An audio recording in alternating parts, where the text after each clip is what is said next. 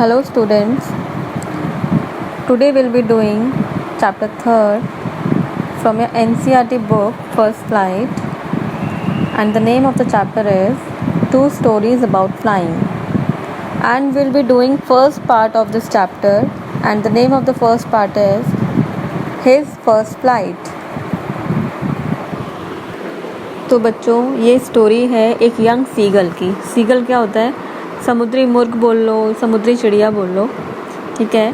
वो है जो कि अपनी फ़र्स्ट फ्लाइट लेते हुए बहुत डर रहा है। उसको बहुत डर लगता है कि मैं अगर उड़ना शुरू करूँगा तो मैं नीचे गिर जाऊँगा और मैं मर जाऊँगा। लेकिन फाइनली और अल्टीमेटली क्या करना होता है कि उसको उड़ना ही पड़ता है, ठीक है। और जो उसका ये डर है उस पर उसको विजय पानी ही होती है। और वो किस तरह से इस डर पे विजय पाता है, अपने फियर को कॉन्कर कैसे करता है, इसी की ये स्टोरी है। अब क्या होता है, एक बार वो जो यंग सीगल है वो अपने लेज मतलब अपनी चट्टान के किनारे पे अकेला होता है। उसके दो भाई होते हैं, एक बहन होती है जो कि एक दिन पहले ही उड़ चुके हैं। उन्होंने फ्लाई करना सीख लिया है, लेकिन वो अपने डर की वजह से, जो यंग सीगल होता है वो अपने डर की वजह से उनके साथ नहीं उड़ पाता। जबकि कोशिश करता है पर वो नहीं उड़ पाता, उसको डर लगता है।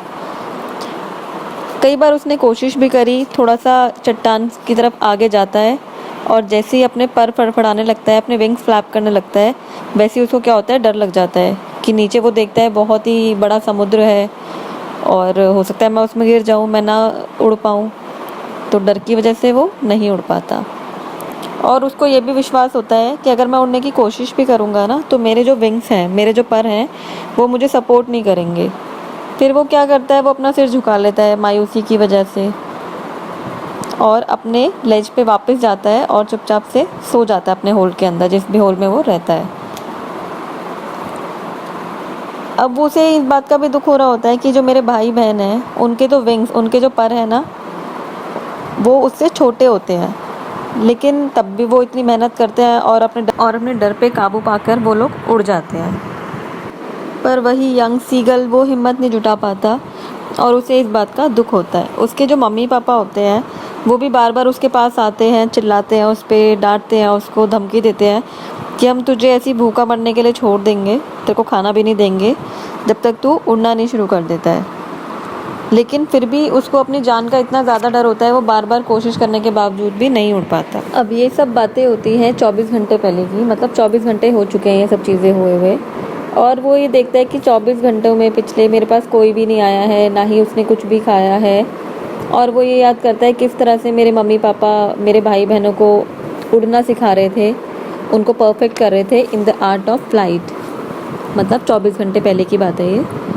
और उनको सिखा रहे थे किस तरह से वेव्स को स्किम करते हुए, मतलब लहरों को छूते हुए निकल जाना है और वहाँ से फ़िश भी पकड़ के ले आना है समुद्र से, ठीक है ना। How to dive for fish.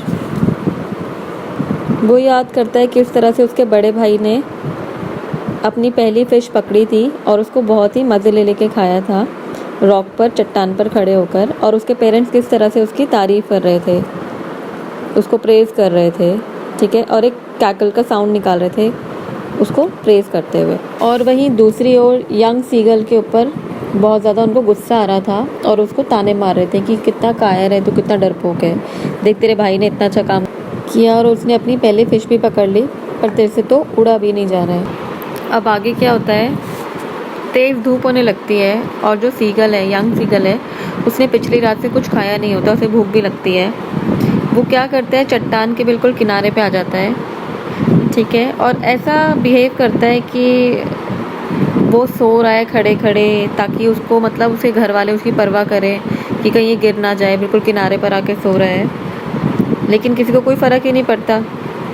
वो देखता है जो उसके दो भाई हैं और बहन हैं, वो आराम से प्लेटू पर लेटे हैं, सुस्ता रहे हैं। और फिर देखता है उसके पापा भी अपने काम में बिज़ी होते हैं, पर उसकी मम्मी होती है जो उसकी तरफ देख रही होती है, ठीक है। और मम्मी क्या करती है, मम्मी के पैरों के पास एक फ़िश पड़ी हुई है और वो उसे एकदम नोच के खाने के लिए तैयार है।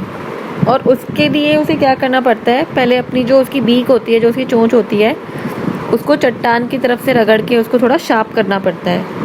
अब वो उसके सामने जानबूझ के ऐसा कर रही है क्योंकि ये सब चीज़ें सीगल को भी बहुत पसंद होती है। जब भी उसके सामने कोई फ़िश आती है तो उसको भी अच्छा लगता है कि मैं उसको नोच कर खाऊं, या फिर पहले अपनी बीक को रगड़ूं, उसको शार्प कर लूँ एकदम, तब खाऊंगा मज़े से। उसकी मम्मी वही सब कुछ करती है, जो देख कर के वो सीगल एकदम पागल हो जाता है खाना देखकर अपने आगे। क्योंकि पहले ही वो रात से भूखा है और उसको खाना देखकर तो और ज़्यादा लग रहा है कि अब बस मेरे मुंह में आ जाए खाना। वो अपनी मम्मी से बहुत रिक्वेस्ट भी करता है तरह तरह के साउंड निकाल के कि प्लीज़ मुझे खाना दे दो।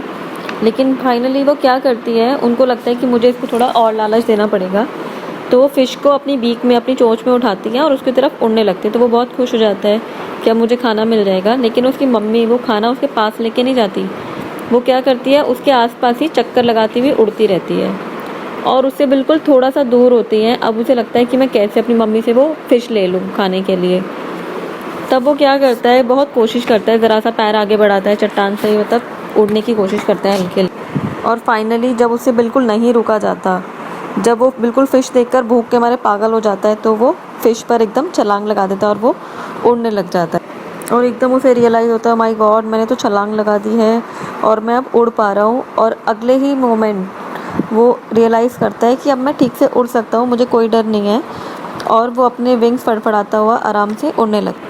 वो अब हर डायरेक्शन में उड़ पा रहा है, उसे कोई भी डर नहीं फील हो रहा, उसे बहुत अच्छा लग रहा है।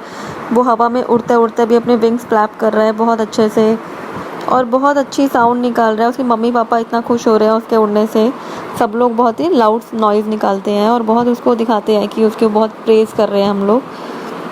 अब वो अपने दोनों भाइयों को, बहनों को भी देखता है कि वो भी उसके आसपास उड़ रहे होते हैं और सब लोग साथ में, पूरी फैमिली मिलकर फ़्लाइट ले रही होती है, मज़े कर रही होती है। अब उसके मम्मी पापा को उसको एक चीज़ और सिखानी होती है कि किस तरह से सी पर लैंड करा जाता है, फ़िश पकड़ी जाती है बिना डूबे। उसके पेरेंट्स और उसके भाई बहन आराम से ग्रीन सी होता है उसके ऊपर लैंड करते हैं और उसको भी चिल्ला चिल्ला कर बुला रहे होते हैं। वो आता है, अपने पैर ग्रीन सी पर रखता है, उसे लगता है कि उसके पैर डूबने वाले हैं और डूब रहे होते हैं थोड़े थोड़े, तो वो एकदम डर के मारे चिल्लाने लगता है और ऊपर उठने की कोशिश करता है। लेकिन इस टाइम तक वो बहुत कमज़ोर और थका हुआ फील कर रहा होता है। एक तो वो भूखा भी है काफ़ी टाइम से, तो वो ज़्यादा उठ तो नहीं पाता है। लेकिन थोड़ी देर में वो देखता है उसके पैर डूबे, उसके बाद हल्का हल्का उसका पेट भी पानी को टच कर जाता है। पर अब वो डूब नहीं रहा होता, वो क्या करता है, उस पर फ्लोट करना शुरू कर देता है, पानी पे तैरना शुरू कर देता है। और उसकी फैमिली वो देख के बहुत खुश होती है, चिल्लाते हैं खुशी से, उसकी बहुत तारीफ़ करते हैं। और जो उनके पास फ़िशेज़ होती हैं खाने के लिए, फाइनली वो उसको दे देते हैं खाने के लिए। और इस तरह से सीगल ने अपनी फ़र्स्ट फ़्लाइट लिए, अपना डर दूर किया। बच्चों, हमने नेल्सन मंडेला के भी चैप्टर में पढ़ा था कुछ ऐसा कि अगर हम ब्रेवरी की डेफिनेशन देखते हैं तो ब्रेव वो पर्सन नहीं होता जिसके अंदर कभी कोई डर ही नहीं होता। एक्चुअल में ब्रेव पर्सन वो होता है जो अपने डर पे काबू पा लेता है। आई होप आप सबको समझ में आई होगी। Thank you.